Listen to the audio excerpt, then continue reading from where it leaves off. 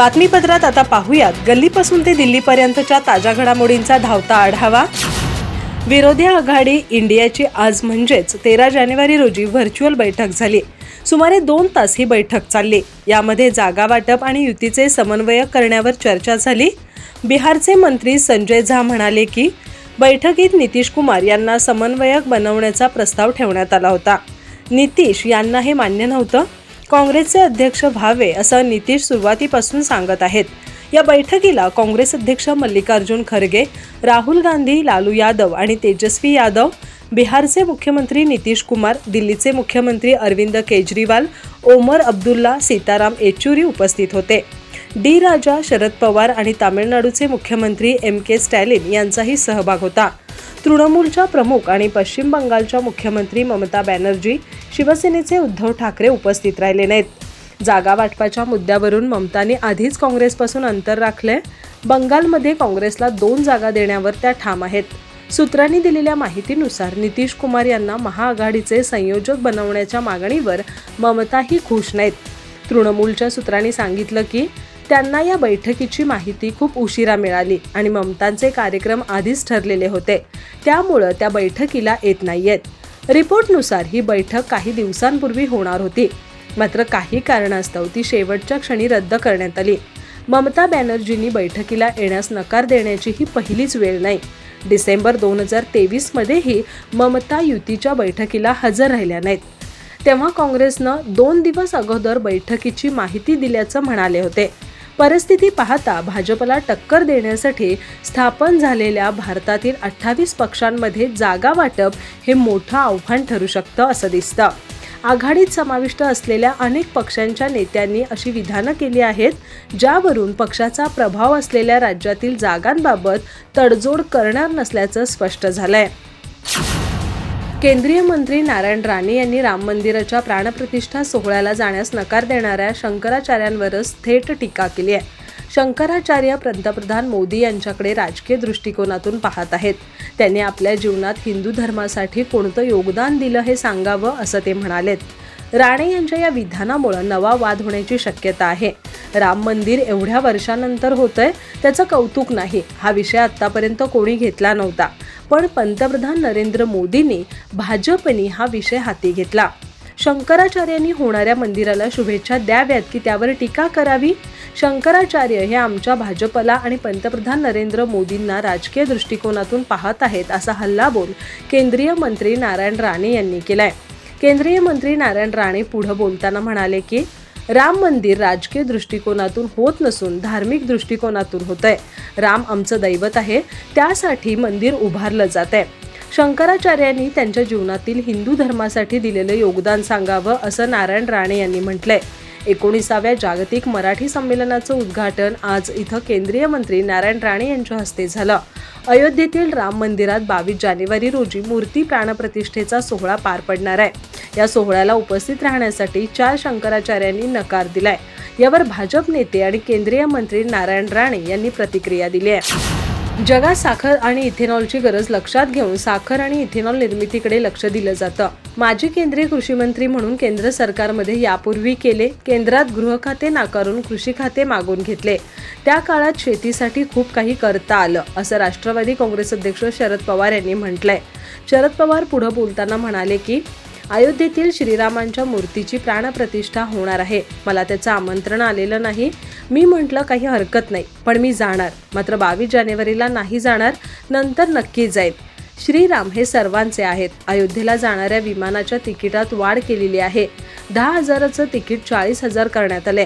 विमान सेवा अशी महागली आहे। अशा वेळी कोणी अयोध्येला गेला नाही तर त्या व्यक्तीला श्रीरामांबद्दल आस्था नाही असा अर्थ काढणं चुकीचं राहील।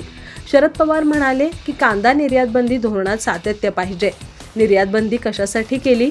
कांदा महाग झाला म्हणून निर्यात बंदी घाला म्हणून त्यावेळी मागणी केली। कांदा उत्पादक शेतकऱ्यांना बाजारभाव मिळावा हीच भावना आहे। साखर उत्पादन जास्त असतानाही साखरेची निर्यात करायची नाही हे धोरण योग्य नाही। साखर कांदा निर्यात धोरणात सातत्य हवं असं पवार म्हणाले। घराणेशाहीवर घरंदाज व्यक्तीनं बोलावं, या उद्धव ठाकरेंच्या तिखट टीकेवर भाजपनं जोरदार पलटवार केलाय। उद्धव ठाकरे म्हणजे राजकारणातल्या अपयशी शिष्याचे नामुष्कीजनक उदाहरण आहेत। त्यांना साधा पक्षही सांभाळता आला नाही असं भाजपनं ठाकरेंवर पलटवार करताना म्हटलंय. पंतप्रधान नरेंद्र मोदी कल्याण डोंबिवलीतील गद्दारांच्या घराणेशाहीवर बोलले नाही. त्यांना ही घराणेशाही चालते का? गद्दार लोकप्रिय आणि त्यांची घराणेशाही प्राणप्रिय हा सर्व बोगसपणा असून घराणेशाहीवर एखाद्या घरंदाज माणसानं बोललेलंच चांगलं अशी घणाघाती टीका उद्धव ठाकरे यांनी शनिवारी पंतप्रधान नरेंद्र मोदी आणि देवेंद्र फडणवीस तथा भाजपवर निशाणा साधताना केली होती. त्यांच्या या टीकेला भाजप नेत्या चित्रा वाघ यांनी एका ट्विटद्वारे सडेतोड शब्दात प्रत्युत्तर दिलंय.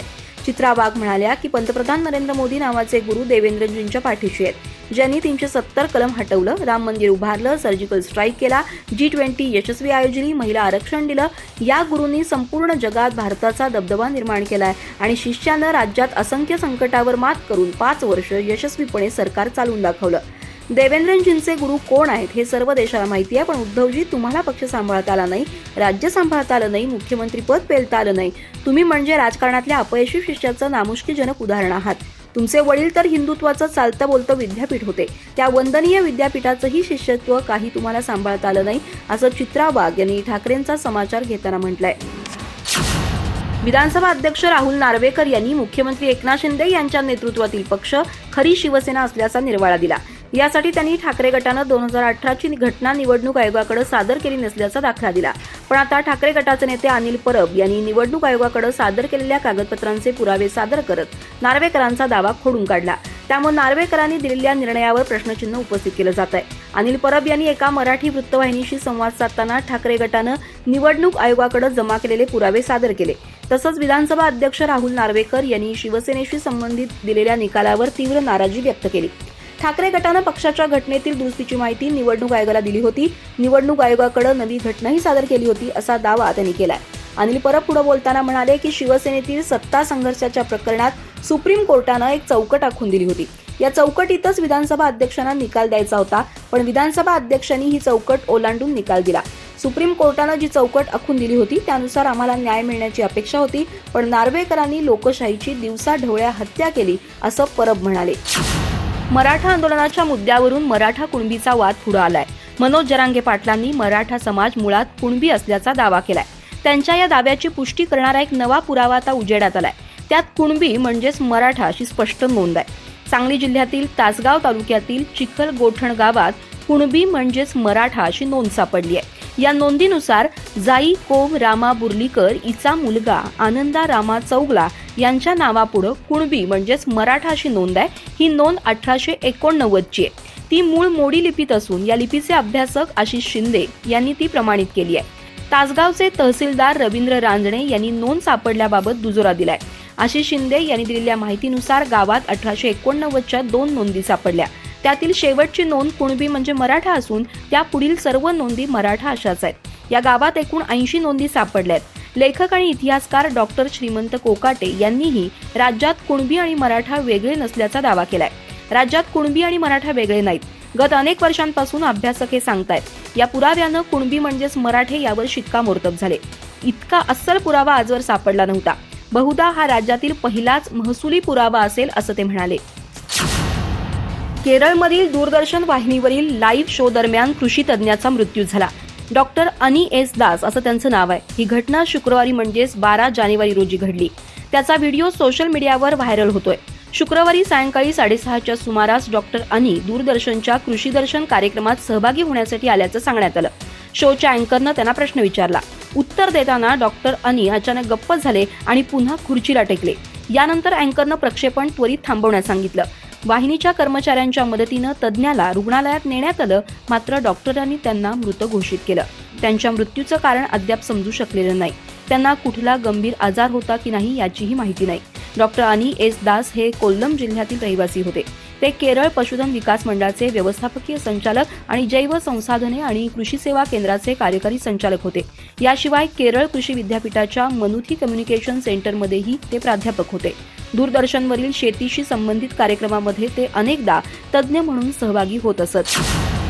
22 जानेवारी रोजी अयोध्यामध्ये रामलल्लाच्या प्राणप्रतिष्ठापनाचा भव्यदिव्य सोहळा पार पडणार आहे. त्या दिवशी कारसेवकांचे स्वप्न पूर्ण होत आहे. त्यामुळे त्या दिवशी कुणालाही त्रास न देता गावोगावी आरती पूजा करा असे आदेश मनसे प्रमुख राज ठाकरे यांनी आपल्या पक्ष कार्यकर्ते आणि पदाधिकाऱ्यांना दिले. ते पुण्यात मनसेच्या मेळाव्यात बोलत होते. मनसे अध्यक्ष राज ठाकरे यांनी मदतीच्या घोषणा जाहीर करणाऱ्यांवर जोरदार टीका केली आहे. काही लोक घोषणा करतात, पुणे शहरासाठी मी 50,000 कोटी जाहीर करतो, काय आहे तुझ्या हातात, उगाच बुडबुडे सोडू नका असं म्हणत राज ठाकरे यांनी जोरदार हल्ला चढवलाय. मनसे प्रमुख राज ठाकरे पुढे बोलताना म्हणाले की गाव स्वच्छ ठेवा, परिसर स्वच्छ ठेवायला पैसे नाही तर इच्छाशक्ती लागते. अनेक गाव फिरलो, तिथं स्वच्छतेची दुरावस्था दिसली. गावातील तरुण शहरात येतो आणि शहरातील तरुण विदेशात जातो. असं का होतं? कारण सभोवतालचं वातावरण चांगलं मिळत नाही, जगावं असं वातावरण मिळत नाही. विदेशात जाऊन प्रत्येकाला चांगली नोकरी मिळते असं नाही. गावातील चांगलं वातावरण तयार करणं हे पहिलं ध्येय असायला हवं. त्यासाठी नव्या कल्पना सुचायला हव्यात. राज ठाकरे म्हणाले की गावातील नागरिकांची बैठक बोलवा, गाव स्वच्छ कसं ठेवायचं याबाबत चर्चा करा. मनसेच्या हातात असलेल्या सर्वात जास्त स्वच्छ असणाऱ्या ग्रामपंचायतीला 5 लाख रुपयांचा निधी देईल. ही रक्कम कमी वाटत असेल तर जास्त देईन असंही राज ठाकरे म्हणाले.